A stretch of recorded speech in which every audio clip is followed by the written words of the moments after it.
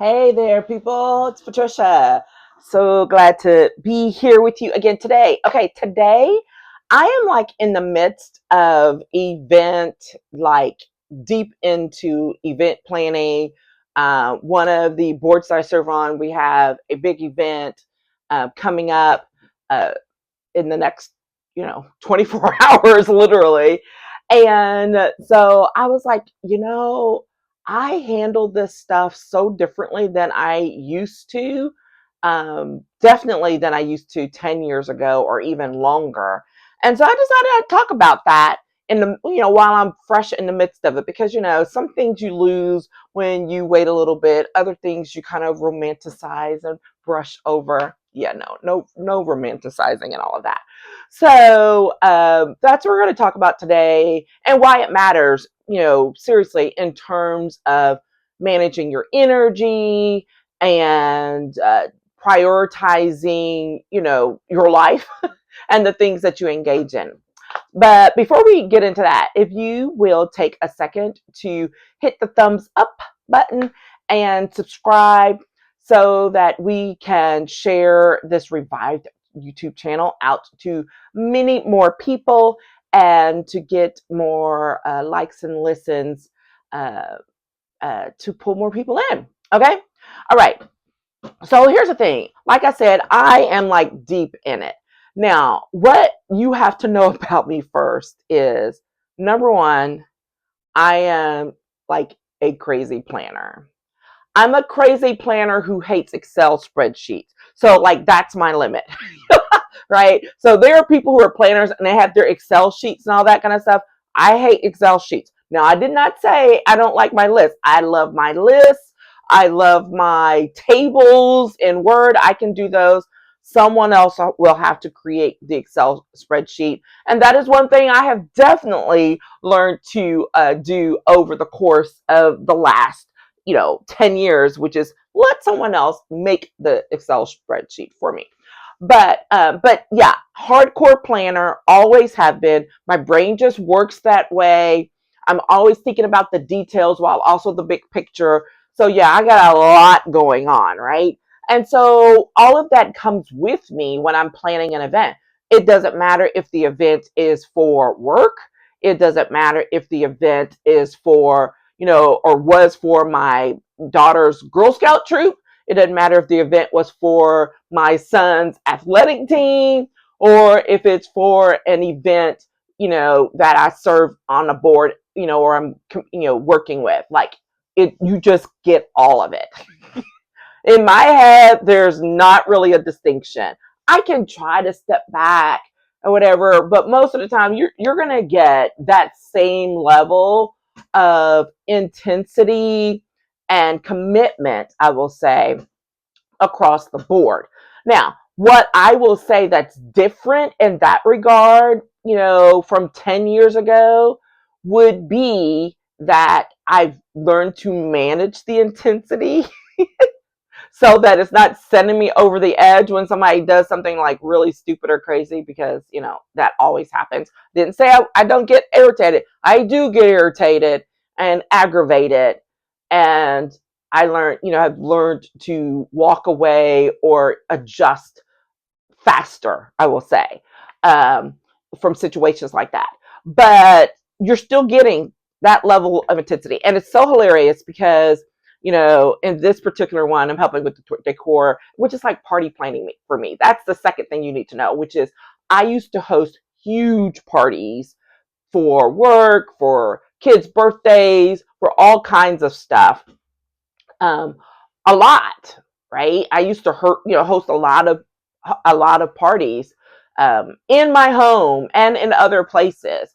I mean, I planned my own 40th and then handed it over to a event planner because I was like, I need this, and then I would step away because that was my birthday present to myself, which was to not be like actively being the person running things the day of. But up until then, yeah, I had some things. I need you to execute on those. So, but otherwise, I mean, I used to throw parties for friends, birthdays, like People thought for the longest that I was a caterer on the side, that I was an event planner and caterer on the side. Like that's how hardcore it used to be, because it wasn't just plan the event. Like I cooked for the events and all of that. So all of that stuff is still there, just aged finally over the years with some modifications. I don't host those big old parties like that anymore. I love them and I wouldn't mind, but they would be more refined and more selective now.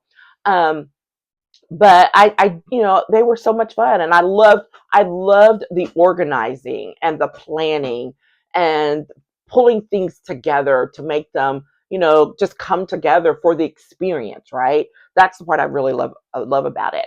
And so, that's why I decided one of the women on the board who decided to work with Decor on this committee, I said, you know what, I'll help you.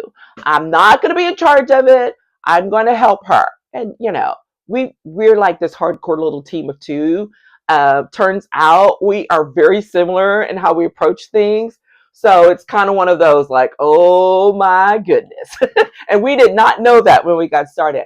So it's worked out really well. And there have been some, dips along the way with unexpected, I won't say interruptions, but distractions, or folks who will just kind of dig in. And that's a whole other thing about managing people in certain environments. That's a different conversation. But when it comes to this piece, for me, what has happened is, when it comes to those external distractions, or people trying to put their feet in the water when they shouldn't be, or trying to dip their hands in, I am much more direct now than I used to be. And I think that is a matter of age, because I just don't have time for it. Like, I don't have time for the nonsense. I am here to do this thing. We are on a tight timeline. We are on a tight budget, and I just don't have time for it. So that is one thing that is definitely different for me. And I'm going to say for the good, because I used to be a little more, well, not a little. I mean, I'd be more accommodating. I might be aggravated behind the scenes, but I'm like, okay, let me, in the name of playing nice, whatever. I don't worry so much about playing nice. Because if you're being a brat, or just, mm, one of those people, I just don't have time for it anymore, and I'm not going to accommodate it. So, so that's a distinction from, definitely from 10 years ago. It just in my overall approach to things. Another thing is recognizing and setting boundaries for myself, and then making them clear, is definitely something that I do much more than I did then. And some of that I will own. Like, it's about control, because my control issues were about trust. It was not just me being a control freak to be a control freak. It's like, oh, it's got to be my way. It's a matter of, I don't trust that you're really going to do what you said you're going to do. So I need to make sure and like keep some tight reins. And I won't say that, I'm not going to say that it's because my trust issues have have dissipated, because there's still moments where I definitely am like, oh, I don't know. However, my response to that is, here are my boundaries about this. This is what I am going to do. 1, 2, 3, 4, 5. Here's what I'm not going to do. 1, 2, 3, 4, 5. And so that means if something falls through the cracks, it's going to fall through the cracks, right? That's how I have adapted over the years to manage myself, because the reality is you can't manage other people, right? That's the other lesson. You cannot excuse me, you cannot control other people. I mean, even in a work environment where you are supposed to quote manage, if someone drops the ball, they drop the ball, and you still have to take care of certain things or whatever. But it's a matter of setting the boundaries of like, what am I willing to let go of in this moment, should someone not come up with, or what's my, plan B or C, should we need to adjust? And so I think that that is something where I definitely um, had a lot of growth and still growing. It is definitely a journey, right? Because, like I said, those control issues are about trust. They're about, feeling safe in my body, because it's like, if I'm going to be anxious, I mean, those are stressful times anyways, right? I don't care how much fun it's supposed to be. It can be very stressful planning events, hosting things and people, whatever. So setting those boundaries up front, uh, more clearly, I will say, even, has been really helpful. So, like, for this particular event, I saw that we were on a tight timeline, and I had concerns about some of the things, like, how we were going to be able to source things, how much it was going to cost, the timelines for getting them, and how that would affect the budget. And so that's another thing I did, is like, I laid all those out up front. And some people might take that as being confrontational or know it all. Well, first of all, it's not know it all, it's experience. I was like, I have literally been doing this since my 20s. I started hosting parties and things for fun way back then, like while I was in college. So I'm not talking about what I think, I'm talking about what decades of experience has taught me to capture really quickly. So I will put that out there. You can listen or not, but at least I feel like I will have done my part in, serving the greater good by acknowledging these things. Now, do things come up and they come back? Absolutely. Do people realize 3 weeks later, oh gosh, that was not going to be a good number? No, it wasn't. But okay. I bite my tongue on the I told you so. I may think it. But I was like, I'm not going to say it, but I'm like, no. The other thing is, even within that list, if there's something, let's say, I think there was like 4 or 5 things I identified as potential issues, just, around timing and sourcing and all of that. And as opposed to feeling like I got to fall on the sword for like 3 or 4 things, I'll be like, there's one thing. I mean, so I will identify more early, earlier, I would say, what's the one thing I'm willing to fall on the sword for? I may have to let the rest of this go, but this one thing I'm sticking to my guns on, because I really think it's that important, right? And so for me, it was in making sure that some of the budget amendments that were made, just really letting folks know, I'm like, that's not realistic. It's not realistic. I understand the issue. I understand the concern. Big picture, we want to make sure that people have a good experience, and we have X timeline for getting things in. And so, whereas in the past, I would have like really dug in on, 2 or 3 of the other things as well. I was like, nope, not gonna. But when it comes to this, like, here's what we're gonna submit. And, the person I'm working with, and I'm like, I'm willing to stick with you, on this, because it's, and it worked out. And they're like, oh my gosh, yeah, thanks. Had no idea it was gonna do all that. Again, bite my tongue. No, I told you so. Just think it, just think it. But it's a matter of, that's a boundary as well, of helping people to set, to recognize, you don't have to agree with what I put out there, but I'm gonna need some respect for it. Because again, I'm not just blurting this stuff off because I think I know, or, well, I've done this before, but like, this is decades of doing this in multiple realms. And so remember when I said I bring all of it to everything that I do? That's it. That's it, right? There's no like, oh, well, this is just a birthday party, so I don't have to do that. No. Y'all did not know what kind of parties I threw for my kids. My kids are still talking about parties they had as little kids. Parties that other people are still talking about. And a party that I threw for my husband, I think it was for his 40th at the time or something. There's a friend of ours that still talks about that party. I was like, dude, that party was 20 years ago. I'm like, whatever. I was like, and that wasn't even, I didn't even think that was one of my like best parties because, it was hosted someplace else. It was a surprise party. So there was a little bit of that. But I was like, that wasn't even some of my best work. And I think one of speaking of best parties, I mean, I'm thinking of one that I threw a lot of 40th birthday parties for people. I just realized that because I think this was one, was it her 40th? I think it was because this friend had several 40th birthday parties because her parents then lived out of town, so they were throwing a party for her and then someone else. And so there was a lot. But this is the one that I hosted. And I mean, it was themed, it was Mediterranean themed food that we cooked from scratch. I mean, like, it was all that.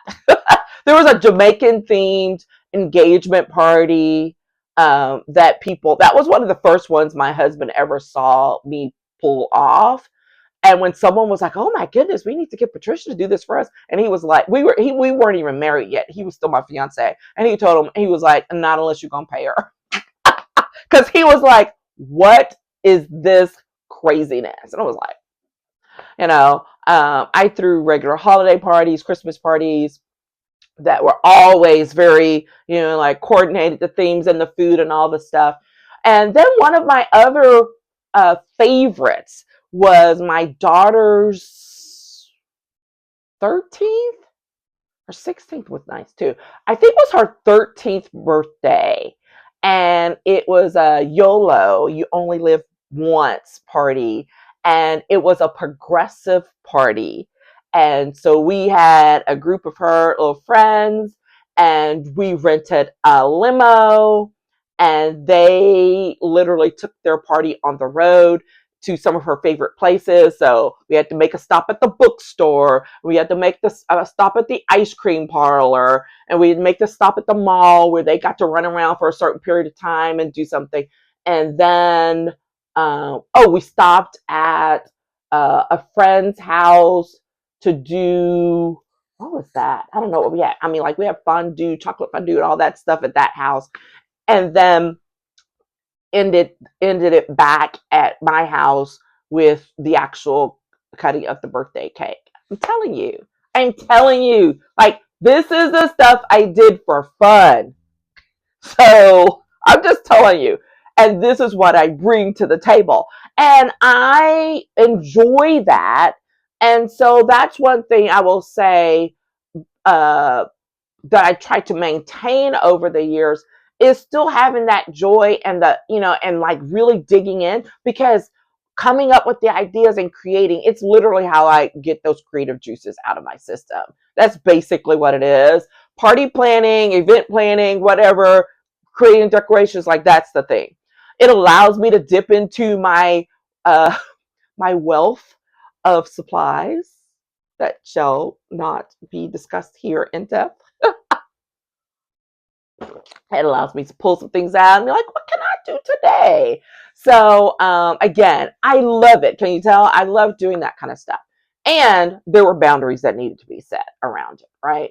And so some of those things and parties that I described just now, are there things I would change? Probably a little bit, not about the event itself or the planning itself, but probably my approach, because I'm sure I put up with a little bit of crap from somebody or something that went wrong, and each of those I might have probably would approach those things differently. And another thing, because I'm very obsessive about this stuff, is to obsess less. Literally to try to obsess less, right? It's like make a decision, stick with it, and move along, as opposed to like, okay, it could be 5 days. Well, what if we did this and what if we did that and whatever. So I would obsess less, for sure. And I'm not saying that again, remember I said this is a journey. This is a journey. I but so I don't obsess as much, but I do try to rein it in. And that is because I need to manage my energy way better today for other reasons than I did back then. That's not to say I didn't need to be managing my energy better and my capacity loads better. I did need to. But now, 10 years forward, oh yeah, it's absolutely going to, because I'm not going to wear myself out. Like, there are other things uh, to take into consideration with my health, with my physically, mentally, just all the things that I'm just like, I'm not willing to sacrifice um, some of those things anymore, right? And so that helps to contain things as well. So I think those are some of the biggest points, in thinking about, if I were to, how things were 10 years ago or 15 years ago. I mean, like, the further back you go, the crazier it is. I was like, oh my gosh. I mean, oh my gosh. But there were good things. There were some good things. I may actually have to jot down some things now that I'm thinking about all these different events or parties that I hosted personally, or ones that I was responsible for at work or stepped up to do in a community. There was just so many. There were so many. That may be worth like jotting down some notes and thoughts about over the years, because those were some good times, some good experiences. A few moments where I'm just like, oh my God, you got to be kidding me. And we're talking about the ones that I enjoy. I'm not talking about the crisis management events, because that's a whole other thing. Mm-mm. Those crisis management events, that's different. And those, I'm thinking of for sure. I could think of 3 work related ones for sure very quickly. But then there are a few, personal ones as well.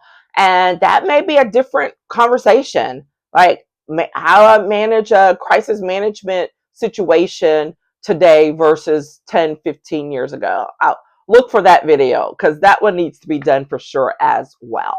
So there we are. Those are my thoughts. Hope this is helpful to you as you are experiencing and engaging in whatever things you're committing your time to, and giving some thoughts about how you're managing your energy and your capacity. How are you setting your boundaries around what you give and what you do now versus previously, and for the future, right? Because uh, you know, bring more enjoyment to yourself and decrease some of that mental clutter and distractions that keep you from enjoying the life you have, and having fun with the stuff that you know that you're engaged in right now, even in the midst of all this craziness in the world. All right. So, would love to hear your thoughts on that, and hear some of your stories. I would love to hear some of your stories. So, hit me up in the comments or the DMs. And remember to continue to celebrate you and yourself and your big and little wins every single day in all the ways. Okay. Take care, and we'll talk again with you soon. Bye.